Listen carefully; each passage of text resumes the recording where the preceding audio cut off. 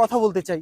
এই যে স্ক্রিনে যে ভাইটাকে দেখতে পাচ্ছেন, এই ভাইটার মুখটা দেখেন, পুরো ক্লিন শেভ, মাথায় টুপি নাই, কিন্তু ডাইরেক্ট আল্লাহর সাথে কানেকশন। একমাত্র আল্লাহর সাথে কালেকশন ছিল আমাদের নবীদের। শাকিল ভাই, এই কথাটা আপনি সম্পূর্ণ রং বলেছেন। যখন এই লোকটি এরপরে যায় তখন তার কাগজে অনেক ভুল ছিল, তখন একজন লোকের অনুরোধে এই লোকটিকে নিয়ে যেতে বাধ্য হয়। সবাই এই বিরোধী যে যখন স্ক্রিনে যে আবার ভাইটাকে দেখতে শাকিল ভাই কি পাচ্ছেন, বলছে, এই ভাইটার মুখটা দেখেন, পুরো ক্লিন শেভ, মাথায় টুপি নাই, কিন্তু ডাইরেক্ট আল্লাহর লোকটির সাথে নাকি কানেকশন। সরাসরি আল্লাহর সাথে কালেকশন। তো না যে প্লেনটি আকাশে উড়ে গেছে আবার ফিরে এসে তাকে নিয়ে গেছে, এমন কিন্তু হয় নাই। প্লেনটি কিন্তু এয়ারপোর্টে ছিল।